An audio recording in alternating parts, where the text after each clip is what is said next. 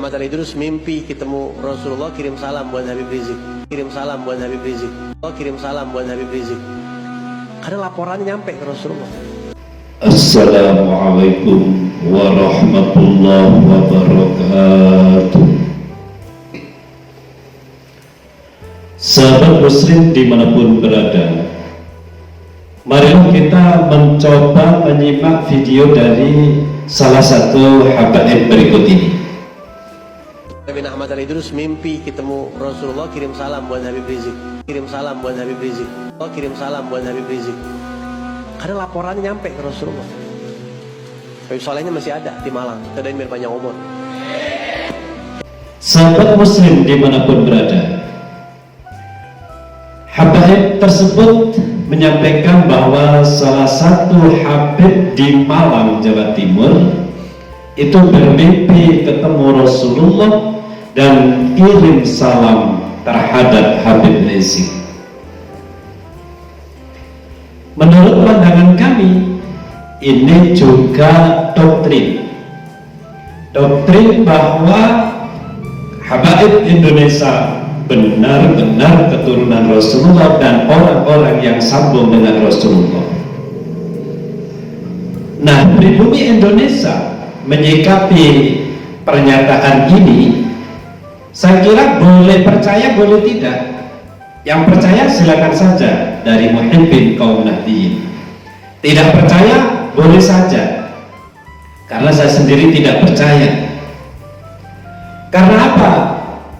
Habib Rizik sendiri yang terhormat, beliau juga kurang bisa dipercaya untuk mendapatkan salam dari Rasulullah SAW. Kenapa? Contoh seperti beliau di dalam berdoa semacam ini.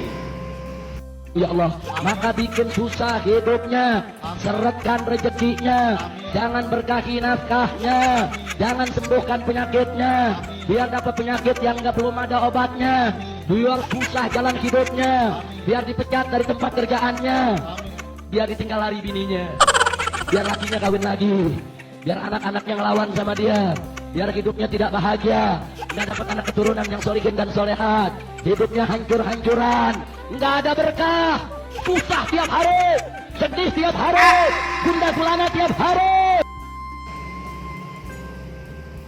Nah, saya kira doa-doa yang beliau sampaikan itu yang jelas adalah doa pada sesama muslim Indonesia. Kenapa tidak ada hati kasih sayang kepada muslim Indonesia? Setidaknya kalau memang menurut Habib Rizik itu mereka keliru, didoakan sadar pada jalan yang benar, mendapatkan petunjuk dari Allah, justru dikutuk sedemikian rupa yang seakan-akan beliaulah yang paling suci, padahal ya tidak demikian. Banyak kasus juga yang terjadi kepada beliau Habib Rizik Syihab. Nah, sekali lagi itu adalah doktrin ingin supaya seseorang dari kalangan habaib itu benar-benar istimewa di hadapan Rasulullah SAW. Dalam pandangan kami, tetap itu adalah bentuk pembohongan kepada umat menurut pandangan kami. Juga ini ada satu habib yang mengatakan bahwa beliau berulang-ulang kali bermimpi ketemu Rasulullah. Kita simak videonya. Selalu saya berjumpa dengan Nabi Muhammad. Pergi ke Madinah, saya tidak mau pulang, saya mau tinggal di Madinah. Tapi Nabi selalu bersabda kepada saya, irji ila Indonesia, fa innaka fikal barakah. Kau pulang ke Indonesia, nanti barakatnya ada di sana. Saya pergi ke Makkah, tidak mau pulang ke Indonesia. Datang lagi Nabi, pulang ke Indonesia. Di sana ada barakatnya untuk kamu. Nah, yang disampaikan beliau selalu ketemu Rasulullah di sana, di dalam mimpi beliau, dan disuruh kembali ke Indonesia dengan begini, begitu, sama. Orang awam jangan langsung percaya menanggapi semua masalah ini. Karena apa? Banyak dari kalangan habaib yang telah berbuat kebohongan kepada pribumi Indonesia, atau katakanlah dari kalangan oknum habaib. Di oknum habaib banyak yang berbuat tingkah sehingga mereka itu sebenarnya tidak dakwah, melainkan mengeksploitasi pribumi Indonesia ini. Apa itu eksploitasi? Ya diambil manfaatnya dari berbagai sisi, bahkan mampu mengorbankan nyawanya demi sang Habib, karena menurut dia sang Habib adalah keturunan Rasulullah SAW. Yang bertanggung jawab atas kematian 6 santri FPI itu.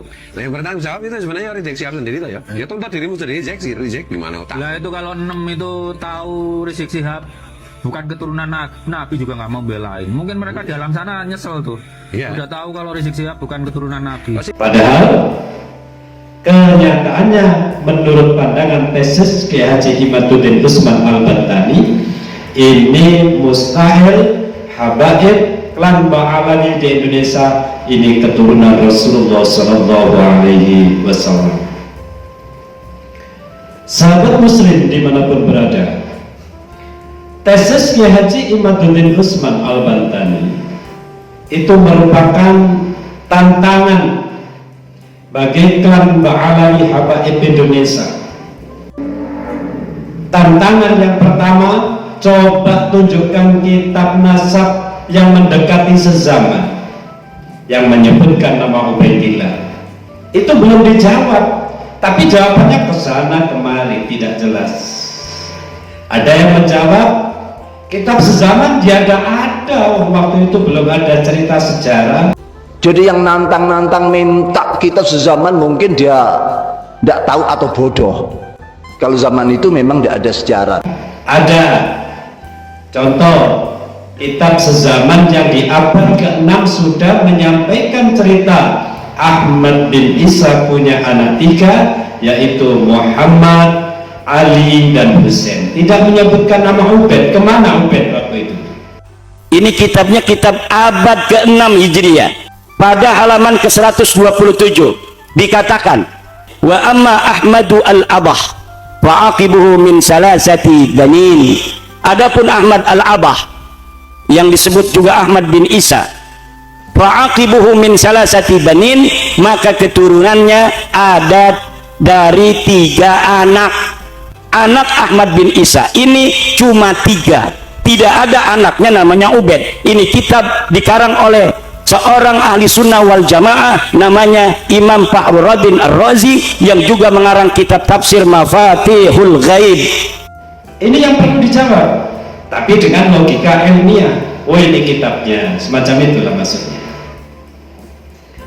Dan yang kedua, tentang sejarah Ahmad Al-Muhajir, gelar Ahmad bin Isa Al-Muhajir, ini kan masih dipertanyakan. Ini dijawab sejarahnya kalau memang Ahmad bin Isa itu hijrah ke Yaman dan makamnya di sana, tunjukkan data-data bukti yang muktabar. Kalau tidak bisa, ya itu namanya fatal. Itu PR yang kedua. Yang ketiga, kenapa klan Ba'alawi ini hasil tes DNA-nya adalah haplogrupnya itu G atau Yahudi? Dan ini fakta. Seluruh dunia haplogrup dari klan Ba'alawi ini adalah G dari berbagai negara yang sudah melakukan tes DNA. Dari berbagai negara yang sudah melakukan tes DNA. Nah, ini menunjukkan fakta bahwa klan Ba'alawi itu memang bukan keturunan Rasulullah SAW. Baru kalau ada yang bisa membantah misalnya, kenapa klan Ba'alawi ini tidak masuk terhadap haplogrup bangsa Arab? Jawab, sebab Rasulullah apalagi itu? Jawab hasil risetnya berdasarkan data yang muktabar atau data yang bisa dipertanggungjawabkan. Sahabat muslim, dimanapun berada, 3 PR tadi itu belum dijawab dengan benar. Belum dijawab dengan benar.